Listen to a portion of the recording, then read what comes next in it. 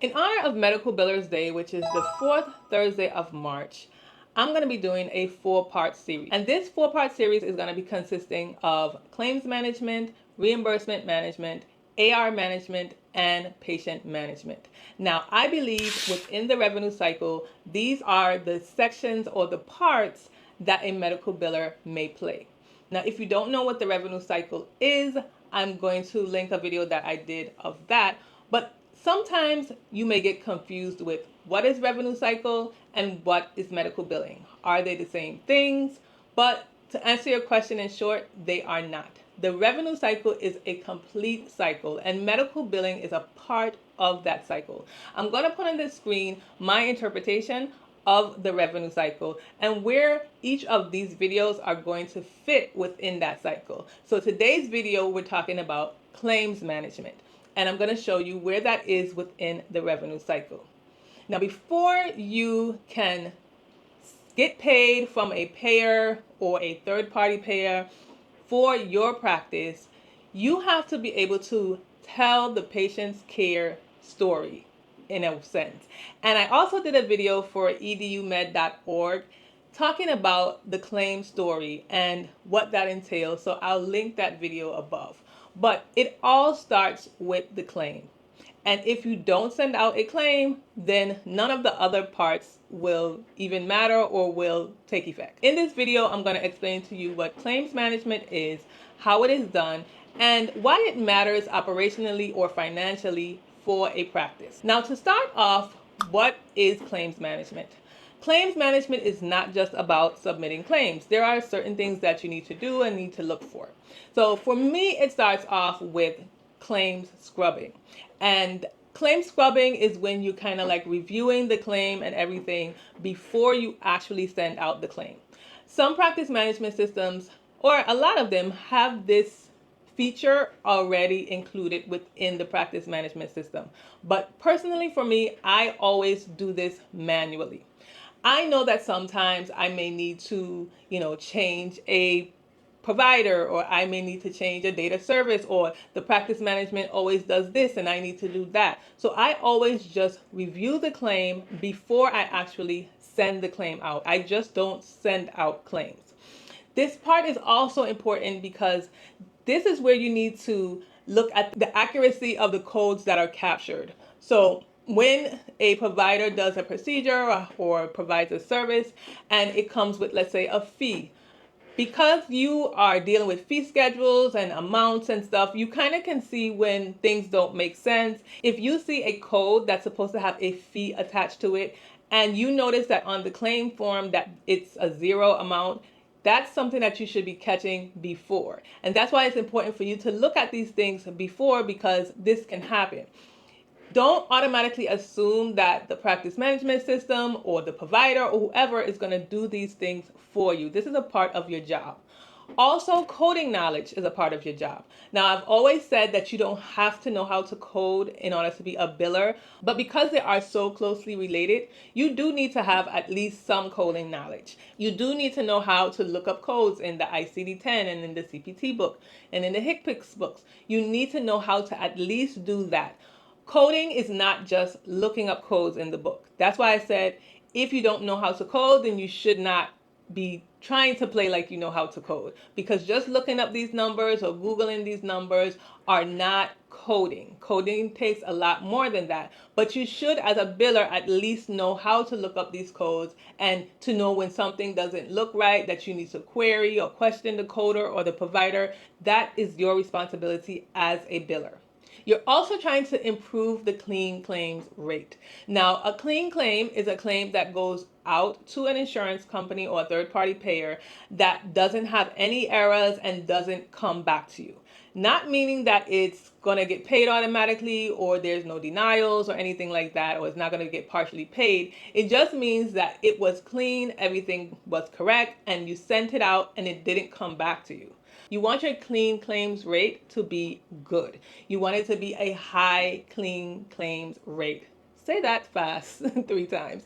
But, you know, you want it to be in the 95 percentile. You don't want to be in like the 50 percentile, meaning, oh, you half the claims that you sent out are bad and getting rejected and stuff, and, you know, half of them are good. You want your clean claims rate to be good and to be high so that the revenue process, the process of payment, is coming back quickly, because every time you have to correct a claim, you have to fix a claim gets rejected, then that is slowing down payment, and you don't want that for your provider. Now, when you finally get to the point after doing these things to submit the actual claim, you must still check to make sure that you don't get any claim rejections. Now, there are many reasons why you can get claim rejections, and it can be because of something that you missed on the claim, maybe because a patient's eligibility has ended or the coverage has ended. Like, there are many reasons why you may get a rejection report.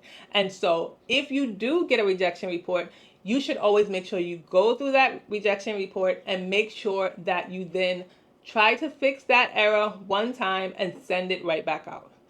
When I first started as a biller, I didn't even know what a rejection report was. And so I wasn't looking for this. It's only until I found out what it was like, okay, this is really important to do, because, you know, just sending out the claims and assuming that the payer has received them is not the way to go. Now, you can get a rejection from your actual practice management system if you're sending it through like a clearinghouse. You can get a rejection from the clearinghouse, or you can get a rejection from the insurance payer. So there are like 3 ways you can get a rejection. Now, the ones through, not necessarily through your practice management system, because your practice management system and your clearinghouse usually works together. So the rejection is probably more through the clearinghouse.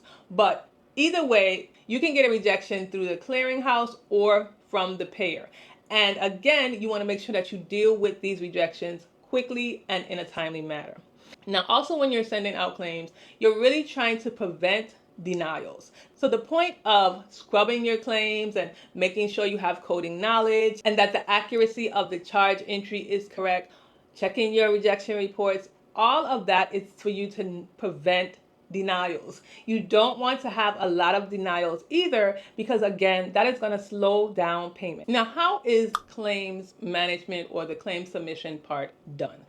The claim submission part is done by collecting all the information from different parts of the practice. So having a job as a medical biller, you're going to need information from different parts of your practice, from the front desk or registration, from the provider, from the coder if there's a coder. You're going to need different parts in order for you to even have that claim to send out. If you don't have all of those parts, there's not going to be a claim to send out to begin with. So you want to make sure that all of these parts are already there in the first place. Then you're going to decide how you're going to send out the claim. So are you sending out these claims electronically or by paper? And just so you know, when you send out a claim electronically, it's called an 837 file. So that's what they call it. And I think when you're setting up your practice management system to send out your claims electronically, it's called EDI. Don't ask me what EDI is at the moment, but it's called the EDI. And most times the insurance payers or, you know, the third party payers, they do not require you to like sign up for it. Most of the time, as long as you have a practice management system and a clearinghouse, you can send out claims automatically to the payers. Now, one of those payers that is an exception is Medicare. You need to fill out forms and stuff before you actually are able to submit claims electronically to Medicare. Now, of course, you know, we have the paper claim form, which is where it all started. You don't want to forget about this, because even though you don't use it all the time, or you probably won't use it all the time, there may be times when you need to actually use a claim form. Maybe write it out or type it out or whatever, fax it somewhere. You will actually need to use a claim form. So they have paper and they have electronic. If you don't know what should go on this claim form, I did a whole video about that. I will make sure to leave that above. But you need to at least know how the paper claim form looks, what goes on this, and not just assume that the practice management system is going to do it for you. We are fortunate that we have practice management systems where they fill in the information for us in the right box and all of that stuff. But you as a biller need to know what's supposed to go on the form, why it's supposed to go there, where it's supposed to go, what number box is supposed to go, because sometimes the practice management system can put it in the wrong place, not because they don't know, but maybe when you were signing up for the practice management system, you put some information in wrong boxes, and so now it's sending out the wrong thing on the claim forms. So you're not even knowing that the wrong information is going on the claim form. One thing I wanted to mention is that nowadays, finding out where you're supposed to send these claims have gotten more intricate. When I first started out, if I had a patient that had Cigna, I knew that I sent it to Cigna, whether that was by mail or by fax or by electronically. It was, more like one or maybe two Cignas, and then I knew that's where everything went. Nowadays, it is not like that. You may have a patient who has a Cigna policy, on the front says Cigna, and then you send it to Cigna and they say this is not where it's supposed to go. It's supposed to go to UMR. Just for an example, that's not how it goes, but just for an example. But my point of telling you this is to make sure that you take a copy of the patient's insurance card. Not only the front that has the patient's, name and ID number and sometimes the coverage, but also the back, because the back is really important when it comes to knowing where you're supposed to send these claims out to. It tells you the payer ID numbers, it will tell you the mailing address, it will tell you who it actually needs to go to. So sometimes you might, a patient might have United Healthcare and then they have to send the claims to UMR, because a lot of these insurance companies have third parties that are actually making the payments and processing the claims. And in order for you to know where to send these claim forms for which policy, for which patient, you need to make sure that you look at the back of the card to find out where you're supposed to send it. It's going to make it so much easier. Now, no matter what part of medical billing that you do, if you're only just doing claims management, please do not think that your part is not important. I have gotten questions, or people have sent me emails saying, well, I only just process claims, or I only just do this. Please don't say only. On my channel, I hope I tell you and make you understand and know that everybody's job is important. I don't care how big or small you feel that this job is. It is very important. And as a person who processes claims or submits claims or sends them out, your job is extremely important. Because if you don't send out the claims, like I mentioned before, then payment would not start at all. You might get an amount from a patient, maybe their copay or their coinsurance or their deductible, but you're not going to get paid from the third party payer or the insurance company. And if you don't send these out in a timely manner, you might pass timely filing. All of these things are extremely important. So please do not take your job lightly. Operationally, it's important because, again, you need to send them out so that the process can get started. And financially, it's important because, again, if you don't send them out, then there's no way payment from the third parties are going to start coming in. You sending out these claims on time, in a timely fashion, will decrease payment delays.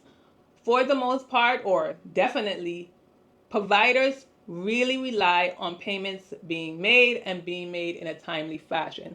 If a service is done this week, most payers pay within, maybe a 2 to 3 week time span, sometimes even sooner. It depends on the payer.